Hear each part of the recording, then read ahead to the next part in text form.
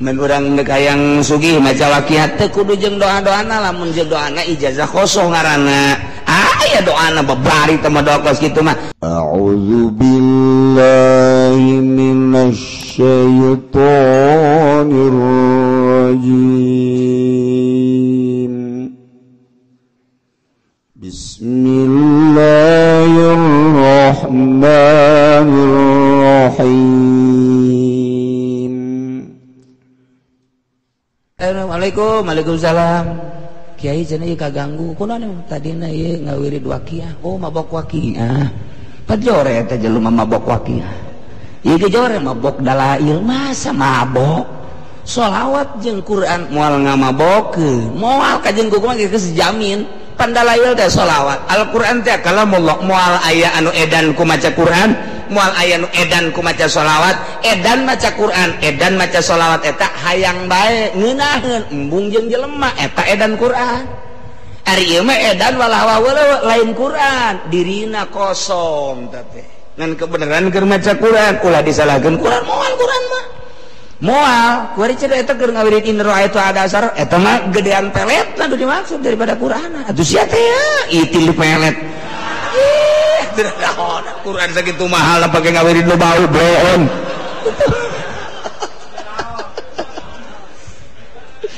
Tah, nu nyahoeun mah kajeun teuing itu dalail tinggal dalail lain teu bagus, dalail teu cocok jeung dirina. Begitu dibaca Allahumma sholli ala sayyidina Muhammad wa ala sayyidina Muhammad encan kebel maca kiai ku ngeunaheun teh awak hararampang atuh pasti hampang nya maca nangan 7 heuh sebab diri sia baca aya maca dalail mah kudu kontinu poe Jumat poe Sabtu poe Minggu bang awas ya dikutuk ku sahibud dalail mun teu dibaca awas saja lo manungis kebiasakan macam mantak ayat 2 tahap dalail teh mun teu dibaca eta lah didoakeun bakalna kadeleuna walah wahweuleuh lantaran aya syarat-syarat jeung kaistiqomahan anu kurang bahaya kos hizib ripai kos hizib nasor sing hade teh kos karar itu termasuk dalail geus ieu mah ringan-ringan bae. Mun urang dek hayang sugih maca waqiah teh kudu jeung doa-doana, lamun jeung doana ijazah kosong ngaranna. Aya doana babari teh mah doa kos kitu mah. Nu penting mah urang mah asal deukes baca waqiah engke ge sugih sorangan. Ji atuh ulah haju ngadadak kakaraget 3 baca waqiah haju hayang sugih bae. Ti kuari macana waqiah asal nu sare baca asal nu sare engke 5 10 tahun karasa. Oh jaheung ngeunaheun. Urang teh keur ngaji teh mulia keur ngaji teh nu ngadengekeun lain sakadar jelema bae. Lantaran ketika didengungkeun ayat-ayat suci Al-Quran malaikat ngadengekeun hiji-hijina huruf teh aya timbul malaikat 10 hiji huruf timbul 10 hiji huruf timbul 10 darariuk di dinya urang teh keur ngahiji jeung malaikat wah berarti mulia jasa kunaon tuh hayang gegeraan balik geus dula deuleu wae kajem angel teh ieu kiai ieu sial jasa aing boga janji ji atuh kakak mah kakak bae ka ditu tempat eta tempat ieu carita tempat pan urang. Jadi lamun urang nyaritakeun hakikat teh kos kitu tah tempat mana kok urang hayang gegeraan aya naon di jerona. Ketika urang embung ka masjid padahal tempat nu mulia kok urang embung ka masjid aya naon. Ketika majelis taklim mulia tempat eta teh kok urang embung ka majelis taklim aya naon. Datang mah datang ke pengajian tapi di handapeun tangkal Ambon we betah. Didinya aya kuntilanak masalah teh. Kunti anak bikana tau nyala laki nah aya naon di diri urang ketika aya masjid urang teu betah asup ka masjid aya naon di diri urang ketika geus asup ka masjid hayang gegeraan keluar aya naon di diri urang aya majelis talim kok embung ka majelis aya naon di diri urang ketika geus asup ka majelis talim kok hayang gerak keluar kuari di imah urang boga kamar khusus betah jasa di kamar teh lantaran aya pemajikan orang tempat curhat zahir batin curhat luhur handap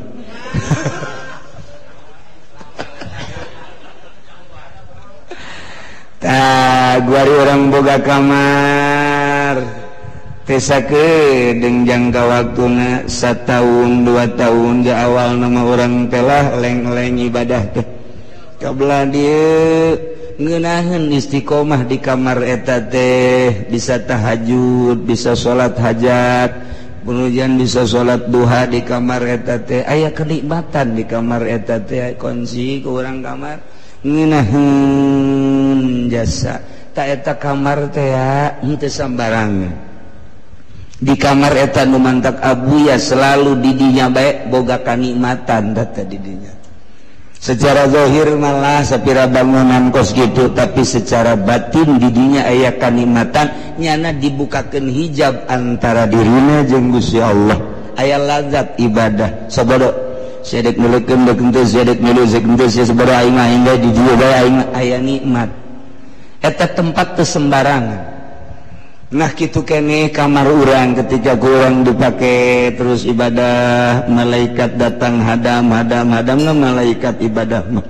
terus ka urang ke kadang-kadang ngahudangkeun ka urang geus lila mah urang teh sare ieu geus waktu da ieu jam 2:30 biasa hudang can hudang ke dihudangkeun ku jana tet hudang bareng hudang jija pocong orang tetangga nu paeh teh sial jas moal eta teh aya hadang urang urang biasa karasa kurang karasa suku teh dikitu-kitu urang jeuh sasah ulah sieun eta hadang urang terus urang ibadah mantep nah kuari geus maca Quran urang maca Quran teu sakabehna Quran nu ku urang dibaca teh aya lazat henteu aya hiji-hijina ayat nu nikmat ka urang di mana kurang maca Quran bari tadabur ketika ayat hiji ayat anu menyentuh terserah ku Allah dibukakeun hijabna ayat mana macam-macam kumaha wali Allah bae mungkin bae ketika maca Yasin wal Qur'anil Hakim Allah mere hijab blak didinya eta ayat teu sembarangan pastinya mengulang lagi ngeunaheun ayat eta teh aya kenikmatan tersendiri batur geus teu nyahoon dibaca ku batur ku kumaha ge sabodo aing ngeunaheun jasa aya anu wa man la a'budul ladzi fatarani wa ilaihi turja'un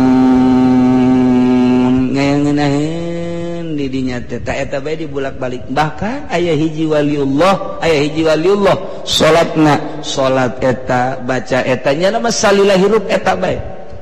lantaran eta keur dibukakeun hijab geus moal leuwih moal aing moal macan nu naon deui eta bae kajeun ku kumaha ge eta bae ngeuneum eta bae geus nama aya waliullah anu pas dibukakeun hijabna lazat teh jeung Gusti Allah teh surat hal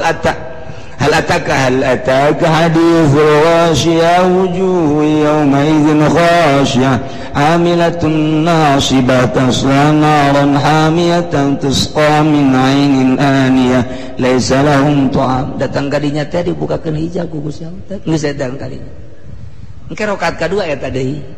engke babacaan unggal poe ge bismillahirrahmanirrahim hal ataka hadithul ghasyiyah lantaran ngeunaheun jas engke ge aya nu menta cai ge hal ataka hadithul ghasyiyah majur lantaran nyana kerasa jeung Allah pan anu nyageurkeun teh Allah sedengkeun nyana boga rasa keur babarengan jeung Allah nyana teh boga rasa eueuh nu aya mah Allah teu kudu dijampean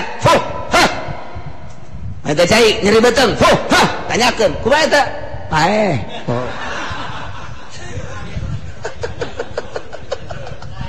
teh apa baca keur paeh tah eta lagos kitu terus we ayat-ayat nah babacaan nu mana anu nikmat engke dibere urang zikir sesuai jeung petunjuk guru awas tarik napas la ilaha illallah tarik la ilaha terus kadituna la ilaha illallah pan zikir teh endek lalaunan teh hartina mah endek teu gancang-gancang la ilaha illallah lalaunan sorangan la ilaha illallah engke beda zikir nu geus dimuraqabahan jeung ditapakuran mah ketika maca la ilaha illallah teu aya pangeran wajib disembah Allah naik teu aya nu dimaksud inggal ti Allah naik deui nu dituju kecuali Allah eta teh geus ngumpul sagala rupa dikencengkeun kan la ilaha illallah ulah di eraban hakna lamun kenceng mah la ilaha illallah la ilaha illallah la ilaha illallah urang dek cepet ya la ilaha illallah la ilaha illallah la ilaha illallah la ilaha illallah engke aya ngeunaheun teng ngeunaheun jam sabaraha pernah ngeunaheun keur zikir nu mana pernah ngeunaheun aya zikir lambat diberengeun bakal lambat bae kana jelema artina lolobana lambat bae aya nu dibere ngeunahna teh keur kenceng bakal kenceng lolobana zikir teh eta urang mah lambat teu ngeunaheun kenceng teu ngeunaheun emang urang mah kos kitu nah aya jelema dibere lambat jam sabaraha kadang-kadang teh nya nama zikir teh jam 11:30 mandi ngala wudu langsung cicing diuk sigrep kunci jam 11:30 berang saat batur macem-macem di pasar di kantor di jalan nu kempes ban segala macam geus macem-macem lah jam 1 nya nama di kamar sorangan la ilaha illallah la pepegatan jeung alam sekitar nyana keur jeung Allah kok jam sakitu sih pernah menepukan jam sakitu teh keindahan kenikmatan akan diulang lagi jam sakitu aing mah teh pernah manggih ngeunaheun amat zikir teh kos kitu kunyana waktu dibere ngeunah ku Allah teh dibere ngeunah kumaha silana kumaha sikapna kumaha cara zikirna bakal ngulang sorangan nyana bakal ngulang sorangan geus pernah dipanggihan kunyana seperti eta jeung batur bakal lain deui ka ngeunahanana masarua ngan beda tingkahna atuh ulah salah tah mah kos kitu mah si ieu mah jam sakitu diberengeuna mengulangi deui diukna kos kitu carana kos kieu si itu mah lain keur ngeunaheun teh tengah peuting diukna kitu-kitu aya nu ngeunaheun bari nangtung zikir teh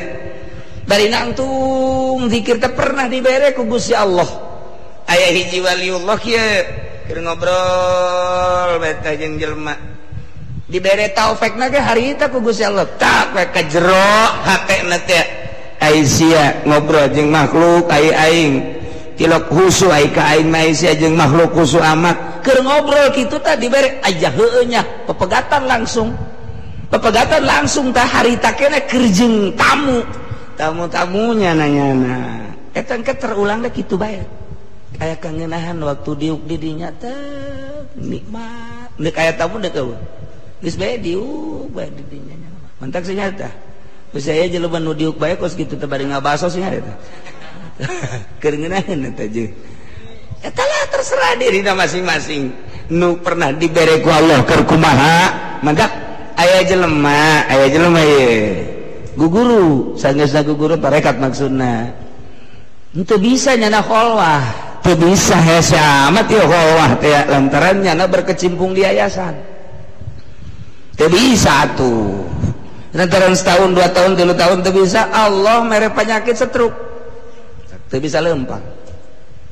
ku ari nyana di kamar bae sakjadana aing mah ieu diobatan moal diurut moal endek ibadah bae ka Allah lantaran sakalian boga ti guru lah geus bae kholwah bae nyana terus bae bisa ya kacai mah sorangan ngarayap-rayap geus anak-anak kabeh deuk mau ka rumah sakit moal abang mah geus kumaha Allah bae deuk aya nu ngurut enten terus bae nyana zikir bae selama 7 tahun aya nikmat ngeunaheun amat ieu horeganan masyaallah Gusti tambah deui panyakit abdi Gusti panyakit tambah deui ku ngeunaheun di jero panyakit horegan aya kanikmatan saat jana dibere stroke dipake zikir ka Gusti Allah Allah mukakeun hijab antara dirina jeung Gusti Allah secara lahiriah pamajikan jeung anak dedeuheun jeung nyaheun hayangeun mawa ke rumah sakit tapi di satu lain nyana ngadoa ka Allah Gusti tambah penyakit abdi sebab ngeunaheun biasa meureun mun ditambah penyakit tambah heunah ka Gusti ji atuh deuk kumaha deui teh rahasia pribadi teh urang boga pamajikan hideung tapi ngeunaheun kada hate nya pendeknya hideung cak kabehan teh cak dulur-dulur pegapkeun sia mah jak kasep jak sugih aing siap deui miangan deui he teu rupanya orang pira tapi rasanya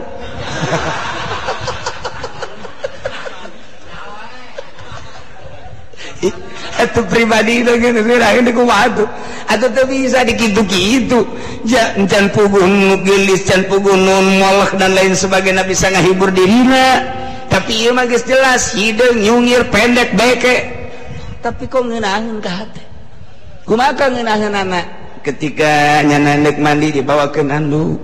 ketika manehanana isuk-isuk hayang kopi apa hayang susu dibawakeun ketika dek mamana sendal dan lain sebagainya ketika dek sare keke di kepangebutankeun heula ketika dek sare keke pamencetankeun heula ketika servisna pohara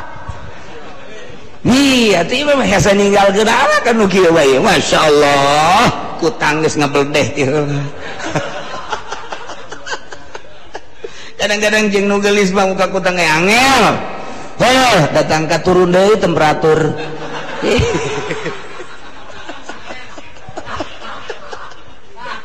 aduh Gusti Allah ji atuh hideung tinggal hideung aya nyana senangin atuh geus mantap kolot mah hebat mah sia bahagia jeung pamajikan si alhamdulillah geus abah mah ngadoakeun bae padahal hate abah nama teu reseupeun ka awewe eta maksudna teu saimbang amat sia jak kasep kos bapana waduh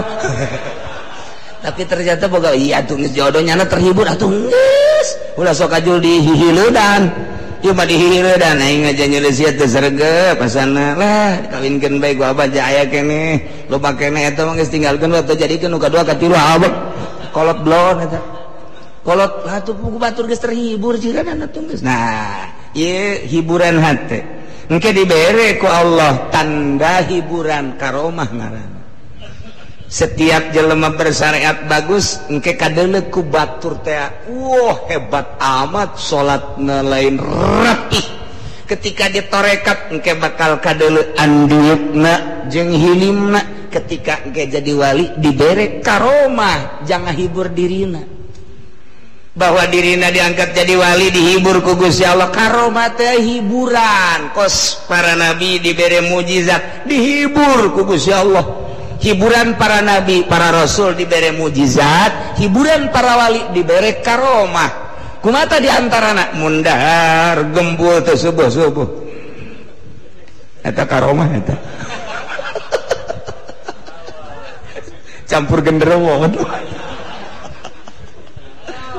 Macam-macam karomah nu dibikeun ka para wali hanya dirina lah nu ngarasakeun makin dibere karomah dihibur ku Gusti Allah makin tambah keyakinanna ijah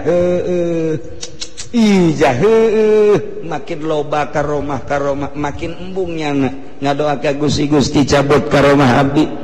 cukup abdi mah teu kudu dihibur ku karomah abdi mah abdi bae kanyahoan ku Gusti ulah aya nu nyahoan boro batur pamajikan jeung anak ge kapangkat abdi ulah Gusti cukup abdi bae jeung Gusti cabut karomah embungeun teh dibere karomah teh wali asli mah aya urang mah teh tuh ai teu terek ditawar tah ha eta can sakumaha encan sakumaha eta golok sakitu ujianna bedil ka aingkeun aing mah ngebul ajo bae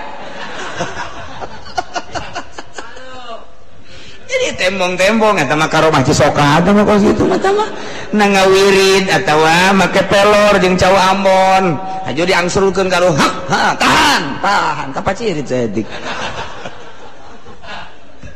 tawa sunggunan tah mah kos kitu mah nu boga karomah mah ketika haji wali mah dibere bae ku Allah pasti tah mah geus dibere bae geus aya bae engke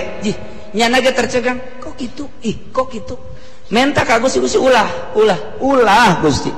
jadinya nama lamun ditoler-toler ku masyarakat teu dianggap jelema nuhun alhamdulillah teu kanyahoan ketika aya jelema henteu nanya kanya alhamdulillah ketika nanya mananya bae tapi henteu ngahormat alhamdulillah